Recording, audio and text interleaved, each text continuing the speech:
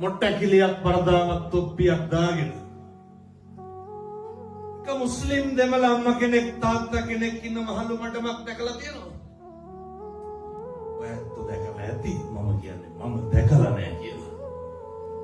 7-8කට වැඩියෙන් නම් ඊට වැඩි බණ කියන්න ගිහලා තියෙනවා. මේ අම්මලා තාත්තලා ගිහින් ඇති මම දැකලා නැහැ. මෙව්වගේ වැඩිපුරම කවුද ඉන්නේ? මේ දරුවෝ ඉන්න මෙතන එහෙම නැතුව ගියපු හැම තැනම එක අම්මා කෙනෙක් තාත්තා කෙනෙක් හම්බුනේ නැහැ. දරුවෝ නැති අම්මලා තාත්තලා. මට සමා වෙන්න ඕන මම මෙහෙම කියනවාට.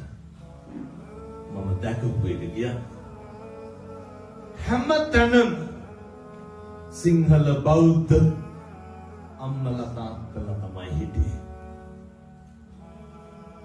අපේ ගෙදරක පාන්දර 4ට රේඩියෝ එකක් දැම්මොත් මොනවාද යන්නේ? එක්ක බන එක්ක පිළි එහෙම නෙමෙයි. රෑ 10ට ඕෆ් කරනකොට මොනවාද යන්නේ? එක්ක බන එක්ක පිළි. ඒ වගේ කිසිම අඩුවක් පාඩුවක් නැහැ. අහලා තියෙනවද මුස්ලිම් දරුවියක් දූෂණය කරා කියලා කාලෙකින්? අද පත්තරේ ගන්න අවුරුදු 15 දැරිය ගැබිනියක් වෙලා කියලා 7-8 පොළක තියෙනවා. නැද්ද? තියෙනවා. වැඩිපුරම බණ අහන්නේ කවුද? අපි.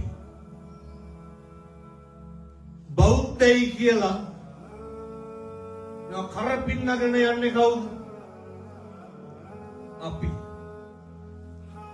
මෙහෙම වරදින්න හේතුවක් තියෙනවා. ජීවිතේ පුරුදු වෙන්න ඕනේ.